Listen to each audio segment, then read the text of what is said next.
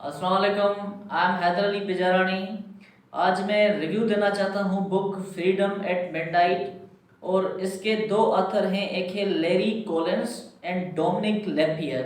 अब एक है फ्रेंच और दूसरा है अमेरिकन। अब यहाँ पे मैं रिव्यू देने से पहले एक सजेशन आपको कर दूँ कि भाई देखें, दुनिया में जितने भी किताब लिखे गए हैं, उनके जितने भी ऑथर्स हैं, उन्होंने कितनी भी कोशिश क्यों न की हो कि हम न्यूट्रल बनकर कोई किताब लिखें, मगर कहीं ना कहीं उनकी राइटिंग्स में, उनके बुक्स में उनकी लाइकिंग और डिसलाइकिंग सामने आ जाती है। तो इसलिए हमें कोशिश करके दुनिया के जितने कॉन्सेप्ट हैं, जो अच्छे अच्छे बुक्स हैं, उनको पढ़ना चाहिए और पढ़कर अपनी एनालिसिस को डेवलप करना चाहिए। देखें, जैसे अगर बहुत से जो स्टूडेंट्स हैं पाकिस्तान में जो सीएसएस के लिए तैयारी कर रहे हैं या पीसीएस के लिए तैयारी कर रहे हैं या किसी भी कॉम्पिटिटिव एग्जाम के लिए तैयारी कर रहे हैं, तो उनको भी मैं सजेस्ट करूंगा कि भाई आप हमारे जो बड़े अच्छे राइटर्स हैं, जैसे के अजीज, एक वेल नोन पाकिस्तान का राइटर है, आप उसे पढ़ें। और जो बहुत से दूसरे और राइटर्स हैं, जैसे आयशा जलाल हो गई, उसे पढ़ें। उसके साथ साथ आप फॉरेन राइटर्स को भी पढ़ें, क्योंकि उनसे आपकी एनालिसिस डेवलप होगी। उससे आपको दो चीज़ें मिलेंगी, एक फॉरेन राइटर्स की साइकोलॉजी मिलेगी आपको, उनकी एनालिसिस मिलेगी आपको, और दूसरी बात आपको ये मिलेगी कि भाई वो कहाँ कहाँ पे उन्होंने कुछ गलतियाँ की हैं। अब यहाँ पे मैं आ जाता हूँ इस बुक के रिव्यू पे। अब देखें भाई, इस बुक के जो चैप्टर्स हैं वो है 20 चैप्टर्स, और इनके जो पेजेस हैं वो है 619 पेजेस हैं। अब इस बुक फ्रीडम एट मिडनाइट की जो स्टोरी जो स्टार्ट होती है वो होती है 1 जनवरी 1947 को। अब 1 जनवरी 1947 को जो स्टोरी स्टार्ट होती है, उसमें माउंटबेटन, जो हमारी जो कम्युनिटी का, सब कॉन्टिनेंट का जो लास्ट वाइसरॉय था, वो उनको बुला लिया गया लंदन में। उस वक्त के प्राइम मिनिस्टर और उस वक्त के ब्रिटिश के किंग ने माउंटबेटन को बुलाया और बुलाकर कहा कि भाई हम आपको एक ड्यूटी देना चाहते हैं, हम आपको एक जॉब देना चाहते हैं। और वो जॉब क्या थी, जो माउंटबेटन को ऑलरेडी मालूम था कि ये मुझे कौन सी ड्यूटी देना चाहते हैं, वो थी कि आप वाइसरॉय बनो इंडिया के, मतलब कि लास्ट वाइसरॉय। तो उस वक्त माउंटबेटन को ये पूरा इल्म था कि भाई इंडिया में कौन सी हालातें इस वक्त चल रही हैं, कौन से रिवॉल्ट्स चल रहे हैं, कौन सी क्लैशेस चल रहे हैं, और वहाँ के लोग क्या डिमांड कर रहे हैं। तो इसलिए माउंटबेटन ने बिल्कुल साफ इनकार कर दिया और कहा कि मुझे कभी भी ये पोस्ट नहीं चाहिए। मगर बहुत सी कोशिशों के बावजूद इन्होंने, जब माउंटबेटन ने मना किया, तो उस वक्त के किंग और उस वक्त के जो प्राइम मिनिस्टर थे, उन्होंने फाइनली माउंटबेटन के को कजोल किया, उन्हें राजी किया कि भाई आप जाएं और वहाँ के वाइसराय बनकर जाएं और वहाँ इंडिया की पार्टीशन कराएं। तो उस वक्त क्या हुआ, इस बुक में जो मेंशन किया गया है, तो माउंटबेटन ने कुछ शर्तें रखी, कुछ डिमांड्स रखी कि भाई सबसे पहली जो डिमांड है, वो डिमांड ये है कि वहाँ आप यहाँ पे एक डेट रख दें कि भाई कौन सी डेट पर आप, मतलब कि इंडिया वालों को फ्रीडम देंगे। दूसरी डिमांड ये रखी कि आप पब्लिकली इस बात को भी, अब ये जो पहली डिमांड थी, उन्होंने कहा कि पब्लिकली अनाउंस करें कि भाई कौन सी डेट पर आप आज़ादी दे देंगे इंडिया वालों को।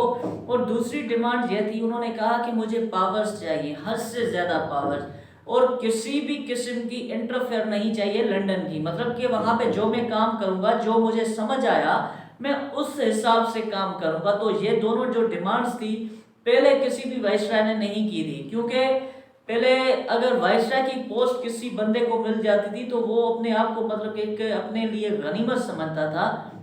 मगर माउंटबेटन जैसे ये सब इल्म था कि इंडिया की पार्टीशन होने वाली है, और ब्रिटिश जो वहाँ पे बहुत टाइम पीरियड से मौजूद थी वो वापस आने वाली है। तो इसलिए माउंटबेटन को कभी भी ये काबिल कबूल बात नहीं थी कि उसके पीछे मैं रहूं, क्योंकि तारीख में ऐसा ना कहा जाए कि भाई ये सब कुछ माउंटबेटन की जाने की वजह से हुआ। खैर, माउंटबेटन को राजी कर दिया गया और माउंटबेटन को फाइनल बाद में भेजा गया इंडिया। अब देखें, अब ये जो कहानी जो उसके बाद जो स्टार्ट होती है, वो होती है इस के भाई जब माउंटबेटन यहाँ पे आए, तो तकरीबन ये फरवरी में उनकी अपॉइंटमेंट हो चुकी थी और मार्च में ये यहाँ पे इंडिया में आ गए। अब जब माउंटबेटन यहाँ पे आए तो माउंटबेटन यहाँ से आने से पहले माउंटबेटन ने पूरे इस माहौल को स्टडी कर लिया था, क्योंकि माउंटबेटन को ये पता था कि भाई यहाँ पे लोगों की डिमांड क्या है या लोगों की जो इंटरेस्ट है कौन सी चीज़ों में है। तो सबसे पहले माउंटबेटन ने क्या किया, माउंटबेटन ने जैसे ही यहाँ पे इंडिया में आया तो इंडिया में आने के बाद पहला काम किया कि भाई जो रिटन स्टेटमेंट हैं उसे ख़त्म कर दिया। मतलब कि किसी बंदे को अगर कोई इश्यू है तो वो वहाँ पे वाइसराय हाउस में आकर वर्बल ब्रीफिंग देगा। ये भी एक बड़ी बात है, क्योंकि पहले किसी वाइसराय ने ये कुछ नहीं किया था। उसके बाद इन्होंने कहा कि भाई अगर वाइसराय के हाउस में कोई भी मीटिंग हुई तो वो मीटिंग ये लाजिम है कि उसमें इंडियन गेस्ट भी होंगे। तो ये भी एक नई बात है, क्योंकि पहले इंडियंस को इतनी ज़्यादा इज्जत नहीं दी जाती थी। अब उसके बाद ये जो मतलब ये एक थोड़ी बहुत ऐसी चीज़ें थी जो माउंटबेटन करके इंडिया वालों की दिलों को जीतना चाहता था, और इन्होंने ऐसे किया। बहुत से लोग इसकी फेवर में आ गए, कहा कि भाई इंडिया को अब कोई अच्छा वाइसराय मिला है। और इवन कि ये बात जवाहरलाल नेहरू ने भी तस्लीम की कि हमें एक बहुत अच्छा वाइसराय मिला है। अब उसके बाद जो सबसे पहला काम था वो थी मीटिंग्स। इन्होंने क्या किया, इन्होंने सबसे पहले मीटिंग्स रखी इंडियन के जो लीडर्स थे। सबसे पहले मीटिंग में जो पहला बंदा था वो था जवाहरलाल नेहरू। नेहरू के साथ बड़ी इनकी डिस्कशन हुई और इन्होंने पार्टीशंस की बातें की। नेहरू ने कहा कि हम ये चाहते हैं कि इंडिया यूनाइटेड रहे। तो ये उनके साथ उनकी थोड़ी बहुत डिस्कशन हुई। उसके बाद उनकी जो दूसरे नंबर पे डिस्कशन हुई वो हुई महात्मा गांधी के साथ। अब महात्मा गांधी ने ये कहा कि हम कभी भी इस बात को कभी भी तस्लीम नहीं करेंगे कि इंडिया को डिवाइड आप करें। अब बेहतर ये होगा कि आप यहाँ से चले जाएं, उसके बाद हम जो भी हैं हम साथ में मिलकर रहेंगे। तो वहाँ पे माउंटबेटन ने यहाँ पे एक सवाल किया कि मोहम्मद अली जिन्ना, कायदे आज़म मोहम्मद अली जिन्ना क्या इस बात को मानेंगे। तो इस पे एक महात्मा गांधी ने ये डिमांड दी कि भाई आप मोहम्मद अली जिन्ना को इस बात पे कन्वेंस करें कि हुकूमत वो बनाए। उसके बाद अगर वो इस बात पे राजी हो जाए तो इंडिया को प्लीज डिवाइड नहीं करो। तो उसके बाद जो थर्ड नंबर इसकी मीटिंग थी वो थी वल्लभ भाई पटेल के साथ। उससे भी बहुत बातें हुई। फाइनल लास्ट में जो मीटिंग हुई वो हुई मेरे लीडर के साथ, मेरे कायद के साथ, मेरे पाकिस्तान के फाउंडर के साथ, मोहम्मद अली जिन्ना के साथ। मोहम्मद अली जिन्ना, जब मुझे हंसी इस बात पे आ रही है कि जिस अंदाज में इस आथर ने लिखा है मोहम्मद अली जिन्ना के लिए कि कैसे वो आए, और उस आथर ने लिखा कि जब माउंटबेटन ने बाद में किसी बंदे से डिस्कशन की तो उसने कहा कि मुझे सिर्फ 2 घंटे लगे मोहम्मद अली जिन्ना को ठंडा करने में। इतनी बड़ी पर्सनालिटी, क्योंकि उसे ये मालूम था कि आज हमारे पाकिस्तान बनने की बातें हो रही है तो मुझे बड़ा एक्टिव रहना है और बड़ा सोच समझ कर बातें करनी है। तो वहाँ पे भी बहुत सी बातें मोहम्मद अली जिन्ना ने सोच समझ कर की, जो मैं आपको यहाँ पे मिसाल देना चाहता हूँ। सबसे पहली बात, मोहम्मद अली जिन्ना आया। मोहम्मद अली जिन्ना साहब ने कहा, मेरे लीडर कायद ने कहा कि हमें पाकिस्तान चाहिए और हम चाहते हैं कि पाकिस्तान में हम अपने हिसाब से रहें, अपने दीन के हिसाब से रहें, और पाकिस्तान में हर किस्म की आज़ादी होगी जो भी माइनॉरिटी कम्युनिटी के लोग हैं। तो वहाँ पे माउंटबेटन ने एक बात कही। माउंटबेटन ने कहा कि भाई अगर आप चाहें तो हम आपको हुकूमत देते हैं, हम यहाँ से चले जाएंगे, हुकूमत होगी आपको, और अगर आप चाहें तो गवर्नर जनरल भी बन जाएं, मगर इंडिया को डिवाइड न करें, मतलब कि पाकिस्तान ही रहे, पाकिस्तान नहीं बने। तो कायदे आज़म मोहम्मद अली जिन्ना ने कहा कि मुझे अपना मुल्क पाकिस्तान चाहिए, इससे बढ़कर मेरी कोई भी डिमांड नहीं हो सकती। कोई भी बंदा मुझे कभी कन्वेंस नहीं कर सकता जिसमें पाकिस्तान ना हो। उसके बाद मोहम्मद अली जिन्ना ने एक दूसरी बात कही। मोहम्मद अली जिन्ना साहब ने कहा कि पंजाब को और बंगाल को डिवाइड नहीं करो। अब सुनना बात, पंजाब को और बंगाल को डिवाइड नहीं करो, ये हमारे हिस्से हैं, मतलब कि पाकिस्तान के हिस्से हैं। तो वहाँ पे माउंटबेटन ने कहा कि भाई देखें, आप आज़ादी ले रहे हैं, मतलब कि पाकिस्तान बनाना चाहते हैं सिर्फ इस बात की वजह से कि भाई आप जो मुस्लिम हैं वो माइनॉरिटी में न रहें। अब पंजाब और बंगाल में बहुत सी दूसरी कम्युनिटीज़ हैं, जैसे कि हिंदू हैं, जैसे कि सिख हैं, तो वो तो माइनॉरिटी में चले जाएंगे। अगर आपने पंजाब या बंगाल को हमने डिवाइड नहीं किया आपके पाकिस्तान, वो तो माइनॉरिटी में हो जाएंगे। तो फिर आपका इस पर क्या राय है, या आपका इस पे क्या पॉइंट है? पता है मोहम्मद अली जिन्ना ने क्या जवाब दिया? मोहम्मद अली जिन्ना ने कहा कि पंजाब के लोग सबसे पहले पंजाबी हैं, उसके बाद हिंदू या मुसलमान हैं। बंगाल के लोग सबसे पहले बंगाली हैं, उसके बाद या हिंदू हैं या मुसलमान हैं या सिख हैं। तो इसलिए वो पाकिस्तान में बहुत ज़्यादा खुश रहेंगे। तो ये था मेरा कायदे आज़म मोहम्मद अली जिन्ना और उनकी पॉलिसीज़ और उनकी हाजिर दिमागी। अब आगे बढ़ते हैं। अब जब मोहम्मद अली जिन्ना के साथ भी यहाँ पे मीटिंग हुई, तो उसके बाद माउंटबेटन ने गवर्नर्स के साथ मीटिंग की। जो प्रोमिस के गवर्नर को बुलाया कि भाई आप बताएं अब क्या करें, कैसे पार्टीशन करें, पाकिस्तान मतलब कि बने या नहीं बने, या इंडिया को कैसे डिवाइड करें। तो हर गवर्नर ने अपनी राय दी। अब वहां पे जो इश्यू मेन हो रहा था वो हो रहा था प्रिंसली स्टेट्स का, कि भाई प्रिंसली स्टेट्स का क्या करें, क्योंकि 567 प्रिंसली स्टेट्स मौजूद थी। तो किसी गवर्नर ने कहा कि भाई हम ऑफर रखेंगे कि भाई आप पाकिस्तान को ज्वाइन करें या इंडिया को ज्वाइन करें। किसी गवर्नर ने कहा कि भाई हम 3 ऑफर रखेंगे, पाकिस्तान को ज्वाइन करें, इंडिया को ज्वाइन करें, या आप खुद मुख्तियार एक इंडिपेंडेंट रहें। तो ये एक बातें थी जो हुई। उसके बाद इस बुक में एक बड़ी बात मुझे मोहम्मद अली जिन्ना पर, अपने कायद पर भी आ गई। जब मोहम्मद अली जिन्ना जब उस वक्त ये बातें कर रहा था तो 1946 से मोहम्मद अली जिन्ना को ये मालूम हो चुका था। तो वो उनको एक बड़ी लंग्स की एक बीमारी हो चुकी थी और उनके डॉक्टर्स ने उन्हें कहा था कि तुम इतनी ज़्यादा देर नहीं चल पाओगे, क्योंकि आपकी जो डिजीज़ है बहुत एक्टिव हो चुकी है। मगर कायदे आज़म मोहम्मद अली जिन्ना ने इस बात को इतना सीक्रेट रखा। तो इस बुक में यह कहा गया है कि इवन के CID को भी ये मालूम नहीं हो पाया कि मोहम्मद अली जिन्ना को इतनी कोई ख़तरनाक, इतनी कोई डेंजरस डिजीज़ हो चुकी है। अगर शायद ये बात इंडिया के लीडर्स को पता चलती, जैसे कि जवाहरलाल नेहरू को पता चलती या दूसरे लीडर्स को, इवन के माउंटबेटन को पता चलती, तो शायद आज रिजल्ट कुछ और होता। मगर मेरा लीडर, मेरा कायद मोहम्मद अली जिन्ना, कायदे आज़म मोहम्मद अली जिन्ना, उन्होंने इस बात को बड़ा छुपा के रखा। और इवन के जब 1946 से में वो जब वापस आ रहे थे बम्बई से वापस आ रहे थे, तो ट्रेन में उनकी तबीयत बड़ी ख़राब हो गई। तो फिर भी इस बात को बड़ा एक अंडर कंट्रोल रखा, बड़ा उन्हें छुपा के रखा कि जैसे किसी को पता नहीं चले, जैसे मेरा जो काज है, जैसे कि मुसलमानों का जो काज है पाकिस्तान, उस पर इसका कोई इफेक्ट ना पड़े। अब उसको इस बात को आगे बढ़ाते हैं। अब उसके बाद इनकी बहुत सी मीटिंग्स हुई। मीटिंग्स के बाद क्या हुआ कि अब माउंटबेटन ने एक प्लान तैयार किया।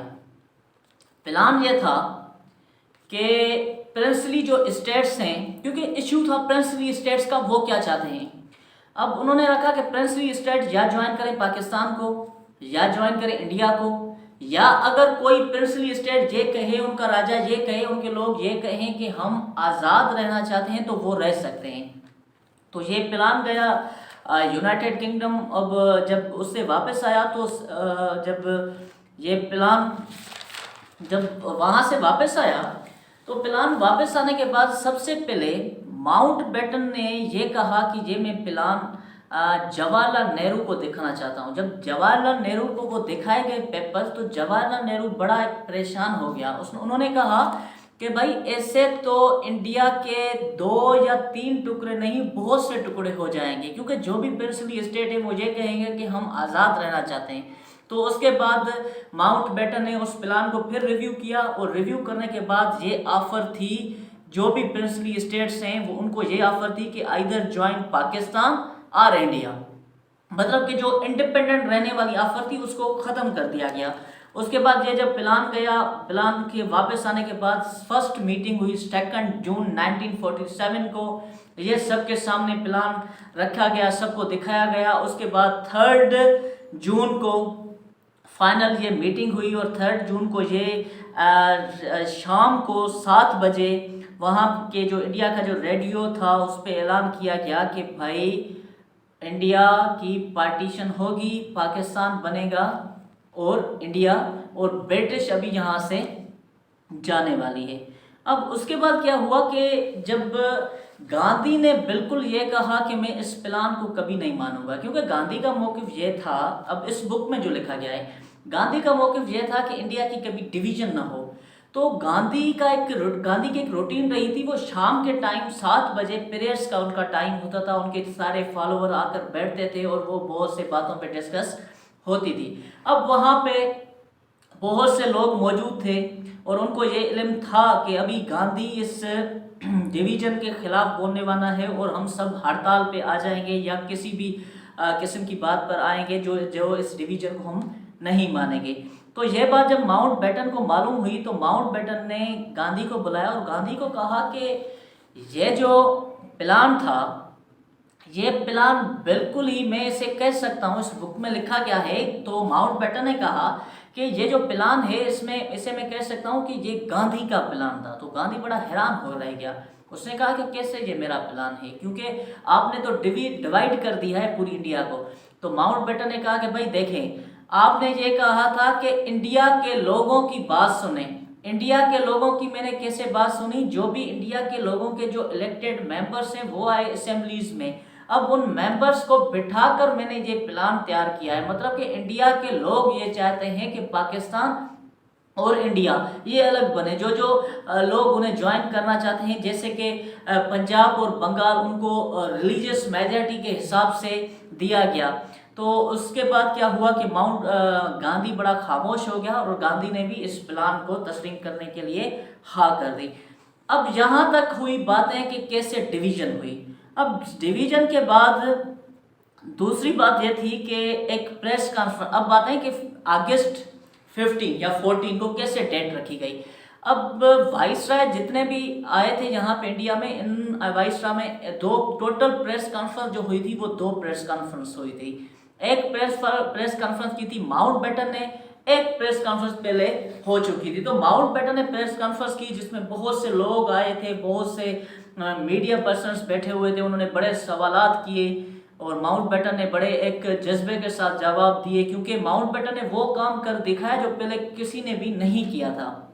अब वहाँ पे एक क्वेश्चन पूछा गया कि भाई डिवीज़न तो हो गई है, आपने सब कुछ बता दिया, मगर आपने डेट नहीं बताई है कि कौन सी डेट पर आप वापस जाएंगे और बिल्कुल डिवीज़न पाकिस्तान बन जाएगा, इंडिया बन जाएगा।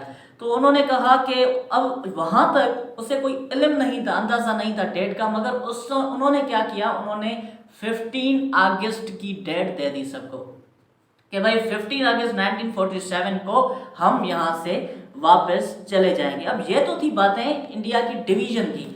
अब बातें कर रहे हैं कि उसके बाद बड़ी मज़ेदार वहाँ पे किस्त आती है कि कैसे वो जो प्रिंसेस थे वो कैसे कंफ्यूज हो गए, कैसे प्रिंसेस ने कहा कि हमारी जो यहाँ पे लग्जरीज हम लाइफ जी रहे हैं वो हम कैसे जिएंगे।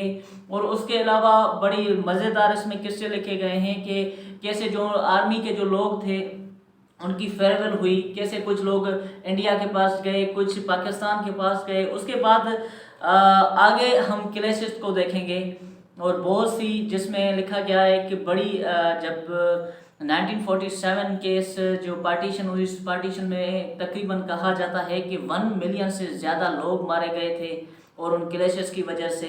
अब वो जो क्लैशेस हुए वो क्लैशेस भी एक बहुत डिटेल में इस बुक में बयान किए गए हैं।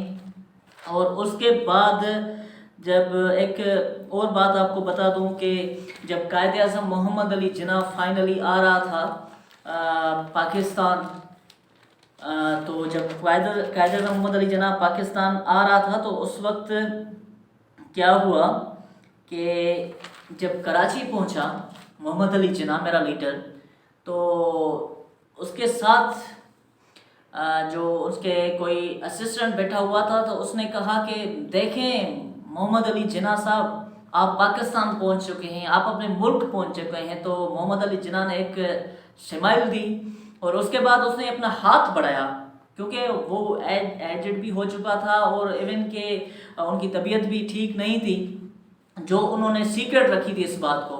तो उन्होंने कहा कि हाथ बढ़ाया, जैसे आप आएँ मैं आपके हाथ पकड़ूँ और आप जहाँ से उतरें।